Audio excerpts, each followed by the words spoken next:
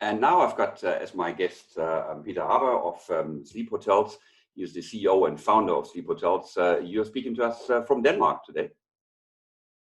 I'm speaking from Denmark today. Yeah. I'm sitting in my office actually here in Copenhagen.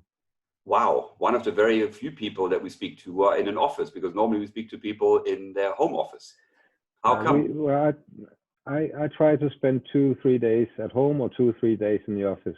We're in lockdown here as everywhere else, but we are actually allowed to go to the office. They don't recommend us everybody going to offices, but what we've done here is we are only like 6 or 7 people in the office, maybe 10 people in the office at a time.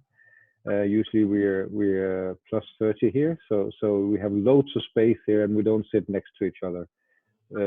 But it makes life a lot easier than just sitting in home offices.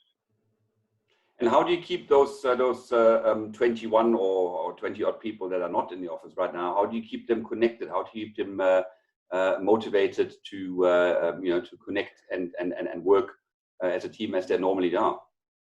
Well, we're using all the technology in the world now. I mean, we've experienced Teams from Microsoft and using that constantly. So we have set meetings every day with different people and different teams, and so we both have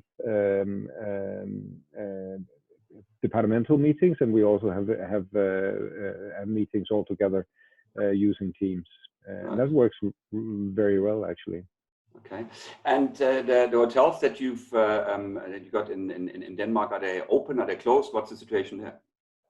All our hotels are open at the moment, and this is quite unique because lots of our competitors have been closing down. But that's also to do with our business model, which is it's a relatively simple business model. We don't have much F&B. All F&B is closed down in Denmark, so there's no restaurants open, there's no conference spaces open, there's no cafes or coffee shops or anything open, or bars for that matter. So the hotels are affected by that, but our hotels only do breakfast, meaning that we have, that's all that we have taken down is our breakfast serving. So we are relatively well off compared to our competitors in that sense. It's cheaper for us to operate the hotels, thus we can survive by and have money to pay our salaries for keeping the hotels open. That's a very fortunate situation. Yeah, it's very fortunate, and it's also it's also I mean, we can't continue like this forever, sure. And especially if the occupancies are continuously dropping. So it's slowing down, but we only have Danish visitors now, so right. It's only local businesses that we get to use our hotels.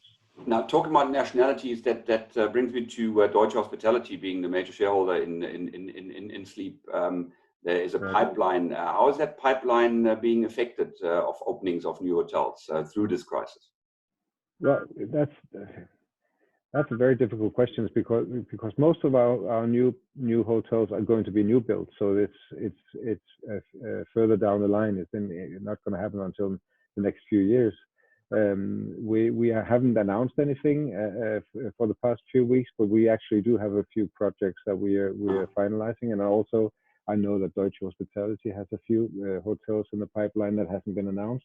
But of course it must be slowing down, or it will be slowing down our development. At least, and in any case, in Denmark we are seeing a slowing down of we can't meet, we can't speak, we can't see sites together with developers at the moment. So of course it's slowing things down.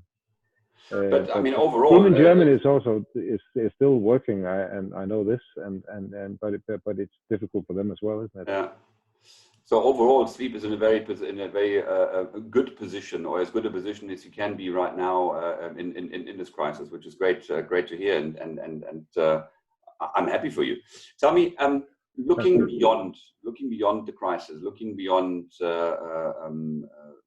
will there be changes in models? Will there be changes in concepts? Will we do things differently, you think, or will we be doing it as we always have, and we just need a little bit longer to restart and everything goes back to normal?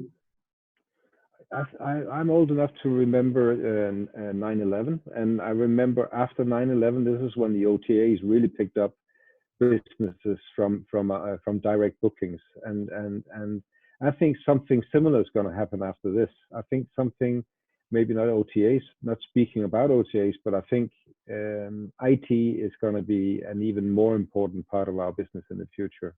I think we're going to see a lot of technology being used to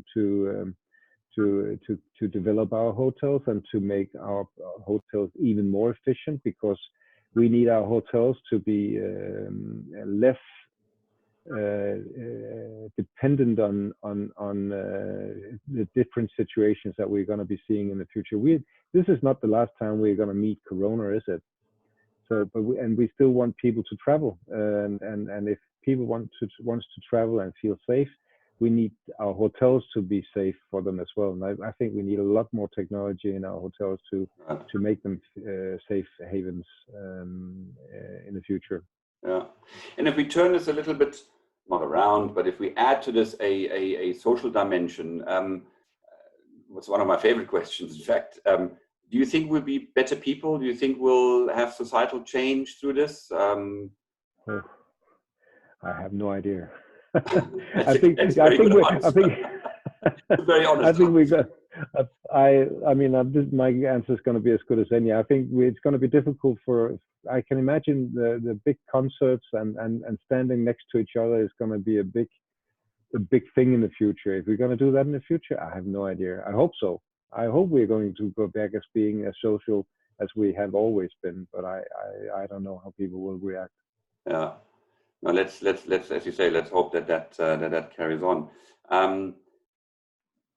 One question which I have asked as well in the past is the plethora, the bombardment by media, the sheer explosion of news, messages, views. How do you cope with that personally? Where's your path? Where do you filter, or do you filter, or you just take in and absorb?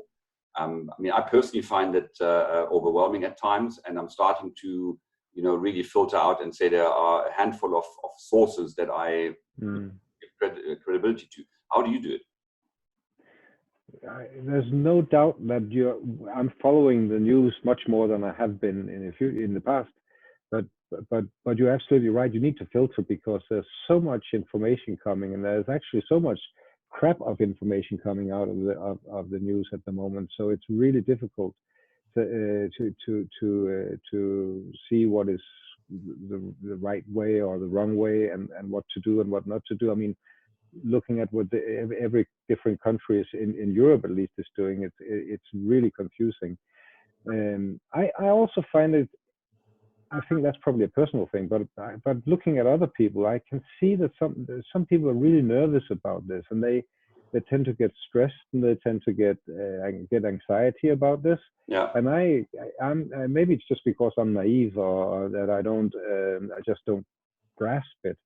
I just look through it. I mean, I try to stay the same as I always been, and I know that we can work through this, and I think we just need to be leaders, and we need to be there in our position, sit in our offices, home office or your real office, wherever you are, and be available for your people, and go forward, because I just don't get that emotional about it, and so I just stop reading it if I don't grasp it anyway. I'm not a doctor or physician. No.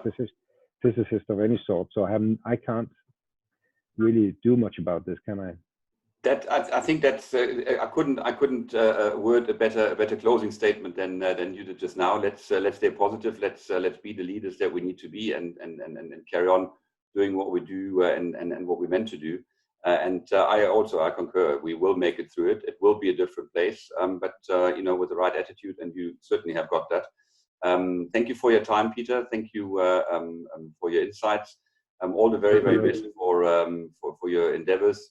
May it all work for you, and may the business start coming in a bit more, and may you make it well through this strange times. Thank you for your time, and look forward to chatting with you soon.